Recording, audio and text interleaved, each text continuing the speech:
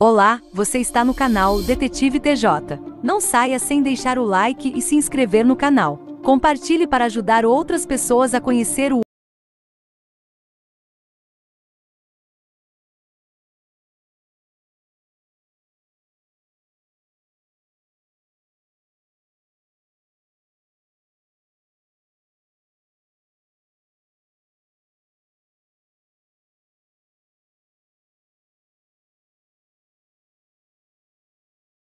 encorajado pela igreja e muito menos aceito por ela.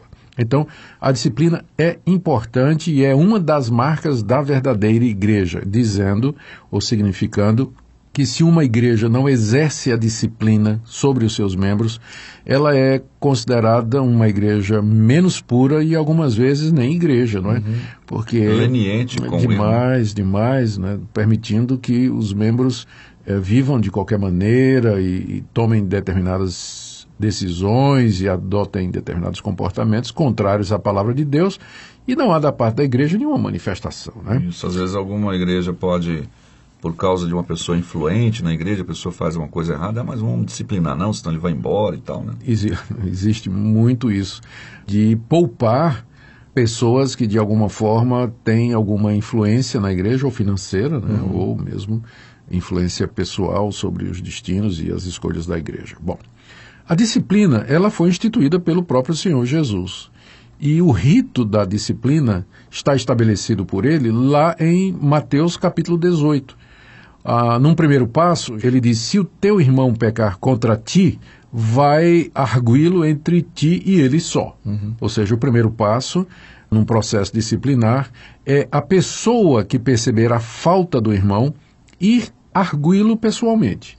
Vamos imaginar, você tomou conhecimento de que um irmão da igreja, um membro da igreja, ele incorreu numa falta, ele quebrou um mandamento. Ele contou uma mentira, ou ele cometeu uma imoralidade, ele foi desonesto, enfim, qualquer um daqueles pecados que a palavra de Deus tão claramente denunciam. Então, o primeiro passo não é falar mal dele, nem já ir entregar aquela pessoa às autoridades da igreja, nada. O primeiro passo é você ir lá conversar com a pessoa, né? Tipo assim, de fato você fez isso, você disse isso, é isso seu comportamento, tal, e procurar ganhar o irmão.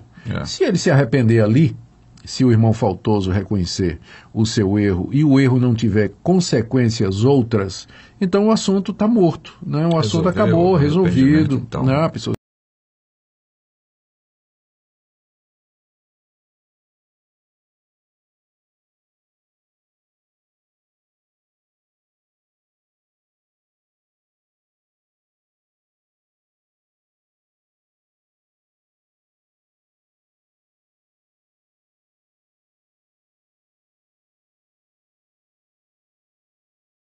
se arrependeu, tal.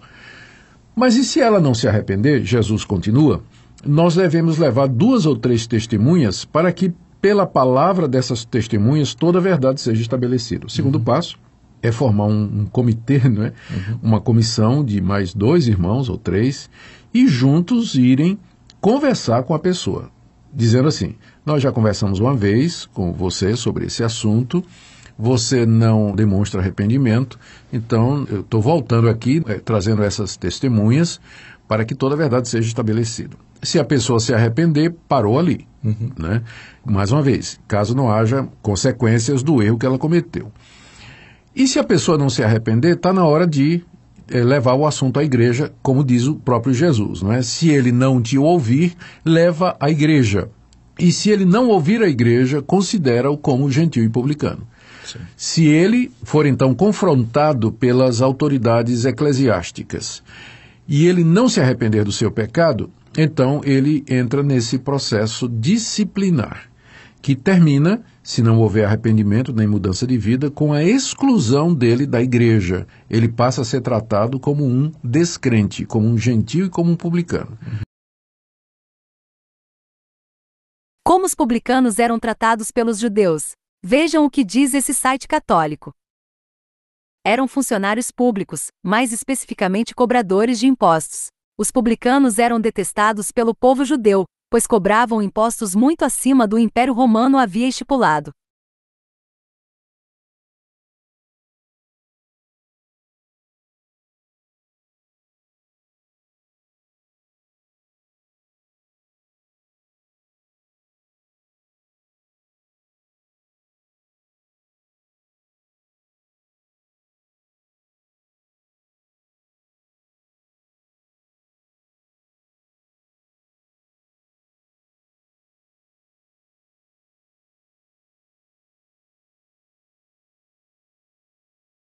como irmão. Então, se trazê-lo para o convívio, ter comunhão com ele e tudo mais, vai confundir as coisas, então é melhor não. Mas há casos de exclusão em que a pessoa foi excluída e depois de um tempo ela cai em si mesmo, né? E ela precisa ter uma porta aberta para voltar. Então, vai depender, aí é o tipo de situação que a resposta tem que ser, vai depender muito em que circunstâncias essa pessoa foi excluída. Porque tem gente que realmente, quando é excluída, faz uma confusão, bota a igreja na justiça, entra com processo de danos na justiça, uma causa contra a igreja e tudo, né? Então esse aí a gente... Sai falando mal da igreja. Falando mal, então esse tipo de gente realmente não devia ter nenhuma comunhão. Mas tem pessoas que caíram mesmo, pecaram, foram excluídas, e elas não têm essa atitude belicosa, né? Exatamente. Então nesse caso eu acho que seria uma situação diferente. Cada caso é um caso, né? Acho que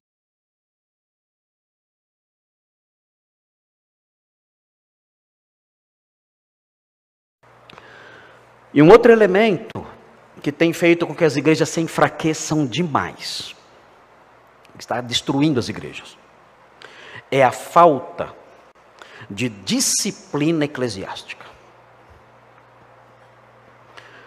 Os irmãos sabem o que é disciplina eclesiástica? Sabe o que é isso? Não é suspender a pessoa da ceia. É interessante, eu conheci várias igrejas ao longo da minha vida, trabalhei em muitas frentes. Os irmãos não têm ideia do que eu já fiz no meio evangélico por aí afora. Quanto eu já viajei, o quanto eu conheci igrejas, ministérios, pastores, missões, em tudo quanto é canto. Já vi de tudo. E uma das práticas curiosas que nós vemos por aí é uma forma de disciplina eclesiástica que não tem na Bíblia. Então é assim. A pessoa comete um pecado, o pastor chama aquela pessoa e fala assim: você está suspenso da ceia por 1 mês. Então tá bom, e você não pode mais sentar na frente, só no último banco, lá onde está o puff. Tá? Então você vai ficar sentado no último banco e não vai tomar ceia por 1 mês. Essa é a disciplina. Acabou 1 mês? Acabou. Pode sentar já mais na frente e pode participar da ceia se quiser. Essa é a disciplina que dizem por aí. Quem inventou isso? Que tolice é essa? Que bobagem imensa é isso aí? Quem criou essas bobagens? Isso faz com que nós pensemos nas penitências da Igreja Católica. Tem que pagar penitência. Não pode tomar ceia, tem que sentar no último banco. Tem que pagar penitência por 1 mês. Bobagens, invenções. Disciplina eclesiástica, irmãos, não é nada disso. Disciplina eclesiástica, a linguagem que o apóstolo Paulo usa, quando ele trata desse assunto, é uma das linguagens mais severas do Novo Testamento. É algo aterrador a disciplina eclesiástica. Quando um crente chega nesse ponto de cegueira, de afastamento, de dureza de coração, então entra em ação o que a Bíblia chama de disciplina eclesiástica.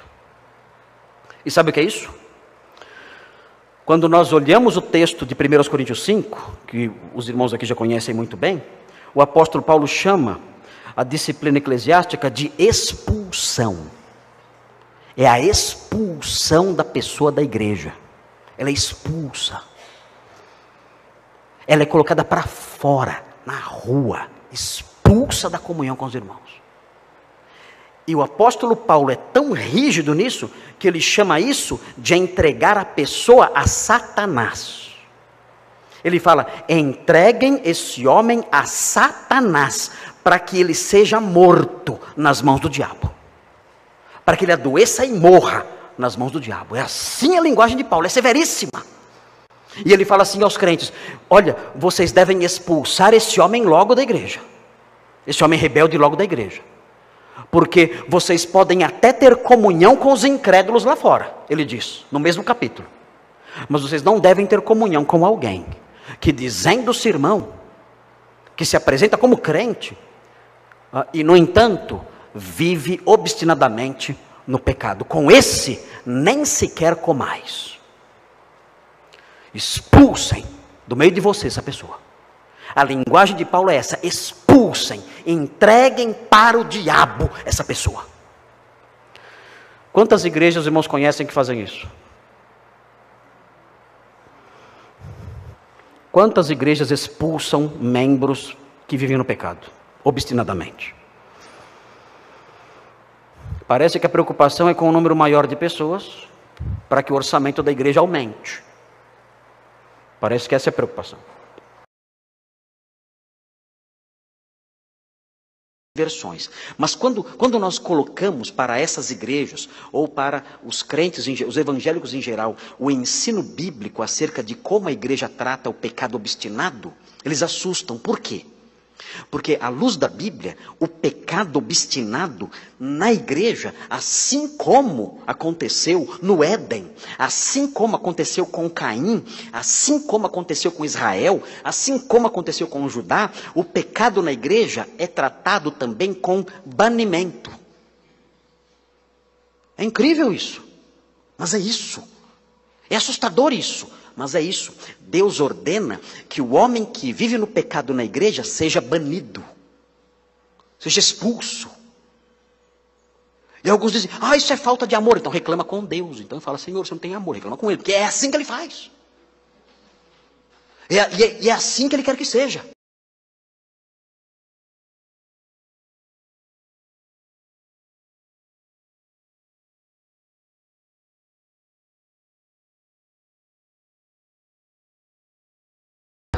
E ele prossegue.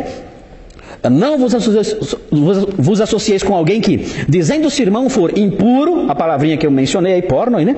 Ou avarento, ou idólatra, ou maldizente, ou beberrão, ou roubador, com esse tal, nem ainda comais, nem café você toma com ele. Você não convida para ir na sua casa e não vai na casa dele. Não tem associação nenhuma. Então, com esse tipo de impureza, nós temos que romper. A Bíblia diz: rompa com essa pessoa totalmente. Não se associe com essa pessoa. Não ande com ela, não coma com ela, se afaste dela. Se afaste. Se é seu parente, é meu pai, é minha mãe, é meu irmão. Claro, você não tem como você se afastar nesse grau, mas você vai manter a barreira. Você vai tentar manter algum distanciamento para tentar preservar aí o que o apóstolo Paulo ensinou.